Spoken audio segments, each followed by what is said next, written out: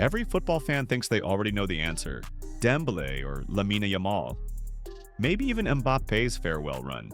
But when I asked AI who actually deserves the Ballon d'Or 2025, it gave me a name that left me stunned. Not the flashy winger lighting up Paris, not the teenage magician crowned Spain's new Messi, but a name most people won't even mention in the first three guesses. A midfielder. Quite. Consistent. Deadly in control. And the true reason PSG is dominating world football like never before. His name? Vitinha. And once you hear what he did this season, you might just agree with the machine. Let's unravel the campaign that shook Europe. Spotlight 3 unstoppable contenders and reveal the surprising reason AI made the most unexpected Ballon d'Or call we've seen in years. Just 2 years ago, Ousmane Dembélé was the forgotten man. Injuries, criticism, and inconsistency defined his career. He was labeled unreliable. Some even called him a lost cause. But this season, he didn't just come back. He erupted. Dembele ended the 2024-25 campaign with 33 goals and 15 assists in all competitions. But stats alone don't tell the story.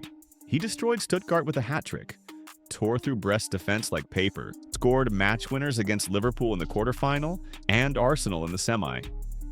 And in the Champions League final, 2 assists. Total dominance. PSG didn't just win, it was a massacre. 5-0 against Inter. Then came the Club World Cup. Dembele struck again against Bayern Munich, scored and assisted in the semi-final against Real Madrid. When it mattered most, he wasn't just good, he was unplayable. Even Luis Enrique called him the difference between silver and history. Dembele pressed, scored, assisted, led.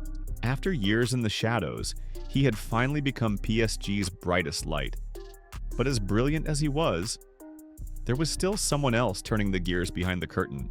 This wasn't just another good season, it was a season for the history books. PSG didn't scrape trophies, they devoured them. They won the Ligue 1. They claimed the Coupe de France. They lifted the Trophée des Champions. Then they conquered the one trophy that had haunted them for decades, the UEFA Champions League. And they didn't just win it, they humiliated everyone. A 3-0 win over Bayern in the quarters, a 2-1 battle against Arsenal in the semis, and then came the final. Inter Milan, 5-0. Total destruction. Now, let's talk about the other phenomenon. Lamine Yamal, just 17 years old, but already playing like a seasoned killer. 21 goals, 26 assists, La Liga, Copa del Rey, Supercopa, and to top it off, he helped Spain lift the Euros, not as a squad player, as a starter, as the difference maker. Commentators can't stop comparing him to Messi, and in some metrics, he's ahead of where Messi was at the same age. There's a maturity to his game that makes defenders forget he's still a teenager.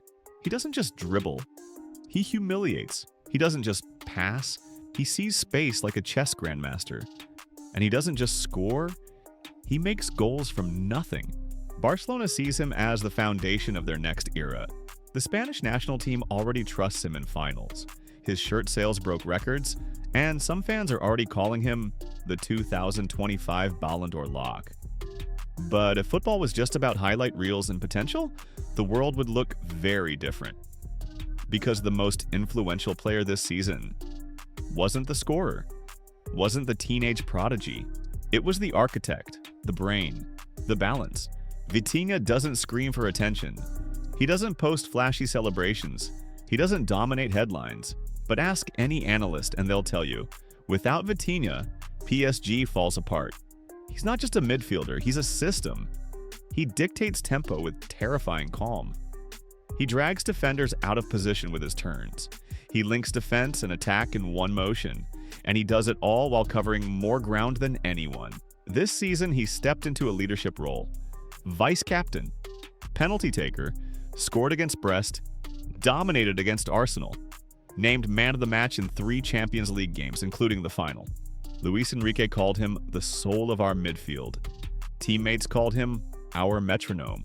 Opponents, they didn't know how to stop him because he wasn't doing one thing, he was doing everything. While Dembele scored and Yamal amazed, Vitinha made both of their roles possible, and AI saw that.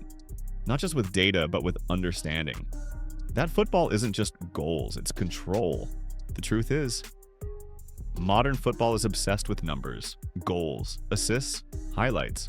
We've trained our eyes to chase the final product, but not the work that makes it possible. Midfielders like Vitinha don't just play between the boxes, they carry the entire system on their backs, and yet they rarely get the glory. It happened to Iniesta, it happened to Xavi. Even Busquets, one of the smartest players in history, never even made the podium. The last time a midfielder truly broke through that wall, it was Luka Modric in 2018. A rare moment where the world stopped to recognize the man behind the moment. But that was only after he dragged a less than stellar Croatia to a World Cup final and ran over 70 kilometers in the process. Vitinha's case is eerily similar. He's not louder, he's not flashier, he's just better, game after game. And that's exactly why AI sees what most fans still miss. Sometimes the most valuable player isn't the one on the highlight reel. It's the one making those highlights possible. When AI crunched the numbers and read the match flows, it didn't fall for the flash, it saw the system. Dembele's brilliance? Built on Vitinha's transitions. Yamal's dribbling? Useless without midfield breaks.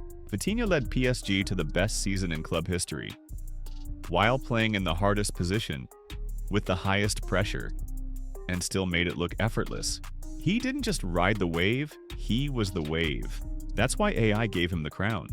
Because greatness isn't just seen, it's felt. And Vitinha made every other player on the pitch better. You've seen the highlight machine. You've met the teenage genius. You've uncovered the hidden mastermind. AI says Vitinha deserves the 2025 Ballon d'Or. Not because he's the flashiest, but because he was the most important. Now it's your turn. Do you agree with the machine? Or do you think football's biggest prize should go to the scorer or the prodigy? Let me know in the comments. And don't forget to subscribe, because next time, we'll ask AI to name the biggest fraud of the season. Stay tuned.